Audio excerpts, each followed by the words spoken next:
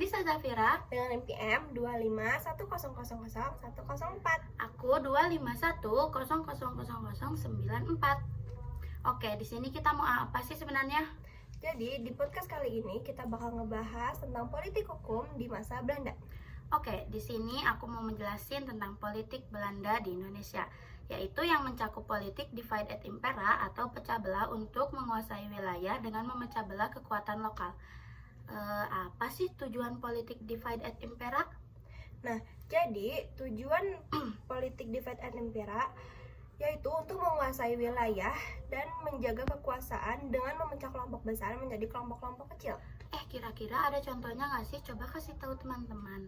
Ada dong, contohnya yaitu penggunaan adu domba untuk memecah Kesultanan Banten antara Sultan Ageng Tirayasa dan putranya Sultan Haji serta pembagian Mataram menjadi Surakarta dan Yogyakarta melalui perjanjian. Nah, selain politik divide et impera, ada politik apa lagi sih kira-kira? Oke, ada politik pintu terbuka. Terus tujuan politik pintu terbuka yaitu membuka peluang investasi bagi pihak swasta untuk menanam modal dalam usaha-usaha. Selain itu ada apa lagi sih? Yang terakhir yaitu ada politik etis. Tujuannya untuk meningkatkan kesejahteraan masyarakat Hindia Belanda melalui 3 program utama. Yang pertama, ada irigasi yaitu memperbaiki fasilitas pertanian. Yang kedua, ada edukasi, memberikan pendidikan kepada rakyat pribumi. Yang ketiga, ada imigrasi yaitu memindahkan penduduk ke daerah yang masih kosong. Nah, apa sih kebijakan yang menguntungkan penjajahan itu, Candice? Banyak banget tahu. Yang pertama ada monopoli perdagangan, terus yang kedua ada kerja rodi, yang ketiga ada tanam paksa, dan yang terakhir ada sistem sewa tanah. Oke, di sini aku mau ngejelasin tentang yang tadi, yaitu yang pertama monopoli perdagangan, yaitu menerapkan monopoli perdagangan untuk menguasai Nusantara. Yang kedua ada kerja rodi, yaitu bentuk kerja paksa yang dilakukan untuk kepentingan Belanda. Yang ketiga ada tanam paksa, yaitu sistem wajib tanam komoditas tertentu yang menguntungkan Belanda. Yang keempat ada sistem sewa tanah, yaitu sistem sewa tanah yang membebani petani dan menguntungkan pemerintah kolonial. Oke, aku pengen tahu deh apa politik yang diterapkan Belanda dalam menguasai Indonesia. Jadi politik yang diterapkan Belanda dalam menguasai Indonesia adalah sistemnya meliputi politik adu domba untuk memecah belah kekuatan pribumi. Oh, itu tuh sistemnya gimana sih? Jadi sistemnya itu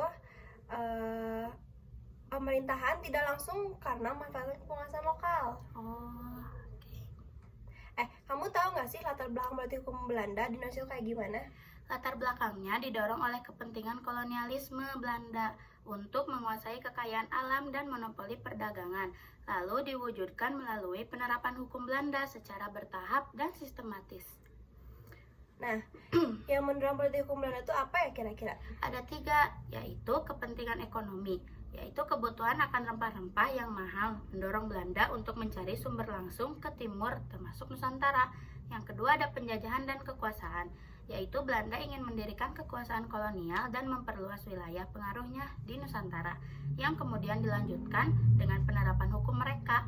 Yang ketiga ada pembentukan VOC, yaitu yang didirikan pada tahun 1602 berfungsi sebagai perpanjangan tangan pemerintah Belanda di Hindia Timur, lalu menjalankan fungsi perdagangan sekaligus pemerintahan, termasuk penerapan hukum Belanda di wilayah-wilayah yang dikuasainya. Penerapan hukum Belanda tuh apa aja sih? Jadi, penerapan hukum Belanda itu ada 3. Yang pertama ada sistem hukum ganda dualisme, yaitu sejak awal kedatangan Belanda terjadi tumpang tindih antara hukum adat yang berlaku turun-menurun di Nusantara dengan hukum Belanda yang dibawa oleh VOC. Yang kedua ada unifikasi hukum bertahap, yaitu seiring waktu Belanda berupaya menyatukan sistem hukum yang ada dengan menerapkan hukum Belanda secara bertahap untuk menggantikan hukum yang sudah ada. Meskipun hal ini tidak selalu berjalan mulus dan menuai penolakan dari berbagai pihak. Lalu yang ketiga ada tujuan pengendaliannya, yaitu penerapan hukum Belanda ditunjukkan untuk mengendalikan wilayah Nusantara, menguasai sumber daya dan menguntungkan kepentingan kolonial Belanda, sehingga hukum-hukum yang berlaku di Indonesia disesuaikan dengan kebutuhan tersebut.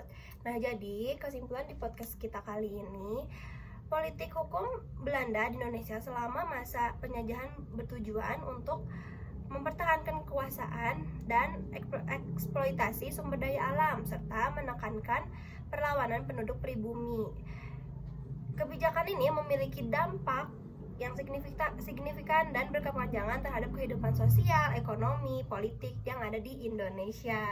Oke, sekian dari podcast kami. Semoga apa yang kita sampaikan bermanfaat buat kalian semua. Oke, saya Kendisa Zafira dan Saya Fiona Rizka Aziza pamit undur diri. Dadah.